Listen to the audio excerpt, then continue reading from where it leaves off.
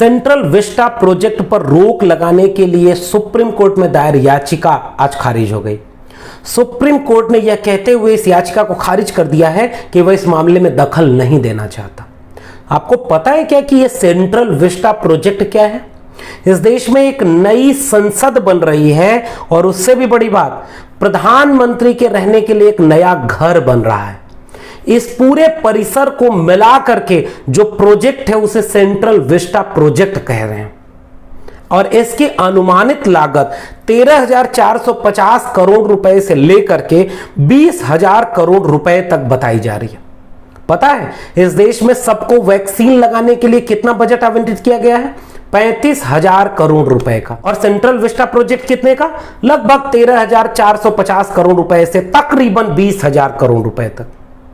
और आज supreme court कह रहा है कि हम इस मामले में दखल नहीं देंगे। और केंद्र सरकार ने इस नई संसद और प्रधानमंत्री के नए घर को एसेंशियल सर्विस के तहत डाल दिया है। एसेंशियल का मतलब समझते हैं आप? वह काम जिसे किसी भी हालत में रोका नहीं जा सकता, अति आवश्यक, अति जरूरी, अति अनिवार्य कार्य है सेंट्रल विस्टा प्रोजेक्ट। प्रधानमंत्री का घर बनना और संसद बनना इस देश में सबसे अनिवार्य कार्य है इस समय, जिस समय हॉस्पिटल के बिना लोग तड़प कर मर रहे हैं, ऑक्सीजन सिलेंडर नहीं मुहैया हो पा रहा है, इसके चलते लोग दम तोड़ रहे हैं। एक आईसीयू बेड या एक वेंटिलेटर न मिलने के चलते लोग हजारों की संख्या में अपना दम तोड़ रहे हैं। दुनिया के किसी देश में कोविड के चलते इतनी मौतें नहीं हो रही हैं जो अनुपात इस समय भारत में चल रहा है। और इसकी वजह क्या है? ऑक्सीजन सिलेंडर, आईसीयू और दवाएं और वेंटिलेटर। आपने अपने देश की जनता को बुनियादी सुविधाएं नहीं दी और उसी समय आप कह रहे हैं कि नई संसद बनाना, प्रधानमंत्री का नया घर बनाना एसेंशियल सर्विस है, उसे किसी भी कीमत पर नहीं रोका जा सकता। वैक्सीन इस देश के हर नागरिक को कब तक लग जाएगी, इसकी कोई डेडलाइन नहीं है। ऑक्सीजन के बिना इस देश में अब कोई मौत नहीं होगी, इसकी कोई डेडलाइन नहीं है। हर जिले के सरकारी अस्पतालों में उचित डॉक्टर और दवाएं मुहैया हो जाएंगी, इसकी कोई डेडलाइन नहीं है। लेकिन प्रधानमंत्री का नया घर और नई संसद बन जाएगी, उसकी एक डेडलाइन तय कर दी गई है। अगले साल नवंबर और दिसंबर तक इस प्रोजेक्ट को पूरा कर लिया जाना है। जान की कीमत ज्यादा है या चुने हुए नुमाइंदों के बैठने और रहने के लिए घरों की कीमत? इमारतें क्या नागरिकों की जान से ज्यादा कीमती हो गई हैं? यह सवाल आप नागरिकों से पूछना है। विपक्ष लगातार सवाल उठा रहा है। दुनिया के देश लगातार इस पर पत्र पत्रिकाओं में प्रधानमंत्री मोदी और भारत की केंद्र सरकार के खिलाफ लिख रहे हैं। CNN लिख रहा है कि 1.8 बिलियन डॉलर खर्च किया जा रहा है पार्लियामेंट और अपना घर बनवाने में, जिस समय लोग तड़प तड़प कर मर रहे हैं। डेली मेल लिख रहा है कि यह प्रधानमंत्री अपने प्राथमिकताओं को भूल गए हैं और ऐसा लगता है कि प्रधानमंत्री आत्ममुग्ध हो गए हैं। छवियां चमकाई जा रही हैं साहब। लोग जान से हाथ धो रहे हैं, अपनों को खोते जा रहे हैं। हर तरफ वही सूचनाएं आ रही हैं कि लोग मरते जा रहे हैं और इस देश की मीडिया और इस देश का केंद्रीय नेतृत्व छवियों को बचाने में लगा हुआ है। मीडिया क्या कह रहा है कि मोदी जी की छवि पर कुछ आंच ना आए। टेलीग्राफ रिपोर्ट कह रहा है कि आप विदेशों में किरकिरी करवा रहे हैं और इतनी किरकिरी होने के बाद भी आपको कोई चिंता नहीं है कि आपकी प्राथमिकताएं क्या होनी चाहिए। यह सवाल तो नागरिकों को फिर सोचना चाहिए।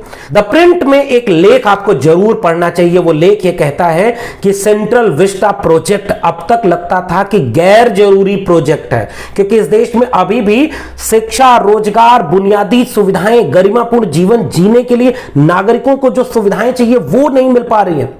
इसलिए इस देश में संसद नई हो या प्रधानमंत्री का नया आवास हो, यह गैर जरूरी काम है। इसके साथ साथ अब यह अनैतिक काम हो चुका है, क्योंकि ऐसे वक्त में भी आप उसे एसेंशियल मान रहे हैं। एक रिपोर्ट के मुताबिक तकरीबन 4,000 पेड़ काटे जाएंगे और इसमें एनजीटी से लेकर के तमाम पर्यावरण की संस्थाओं ने ग्रीन सिग्नल दे दिया कि जी हां साहब, पेड़ों की कटाई जारी रहे और आप अपना प्रोजेक्ट पूरा करिए। याद कीजिए, पेड़ ऑक्सीजन कोई रिश्ता बनता है क्या? याद करिएगा, ऑक्सीजन बहुत बड़ी चीज इस समय बन चुकी है। ताबूत जैसी आकार की इमारतों को इस कार्टून के जरिए आप समझिए कि ऐसा लग रहा है कि ये कोई नया प्रोजेक्ट नहीं, एक ऐसी इमारत बन रही है जिसमें जिंदा इंसान शायद नजर ना आए। पीएम केयर फंड के नाम पर अरबों रुपया इस देश में चंदा मांगा गया था और द क्विंट की रिपोर्ट कह रही है कि 6300 वेंटिलेटर आने हैं जिनका कोई पता नहीं। दावा यह किया गया था कि पीएम केयर फंड से 50,000 वेंटिलेटर नए बनाए जाएंगे, उनकी कोई सूचना आपको मिली क्या?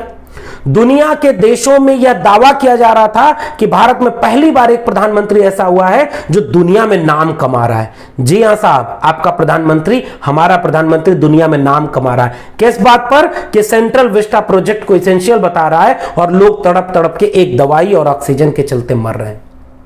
दोनों बाहें फैला करके वो केवल रैलियों में भाषण ही नहीं देता है, दोनों बाहें फैला करके वो विदेशों से मदद मांग रहा है और जितनी मदद आ रही है दोनों बाहें फैला करके उसे स्वीकार कर रहा है। ऑक्सीजन सिलेंडर विदेशों से मंगाए जा रहे हैं, ऑक्सीजन कंसंट्रेटर विदेशों से आ रहा है और दवाएं विदेशों से आ रही हैं। ठीक बात है, जब जब मनुष्यता पर संकट पड़ा है एक देश दूसरे देश की मदद करता है, विदेश मदद करता है, भारत भी कई बार दूसरे देशों की मदद करता है। लेकिन आप दूसरे देशों से आने वाली मदद ले रहे हैं, लेकिन उसी समय एसेंशियल सर्विस किसे बता रहे हैं, एसेंशियल प्रोजेक्ट किसे बता रहे हैं? सेंट्रल विस्टा को।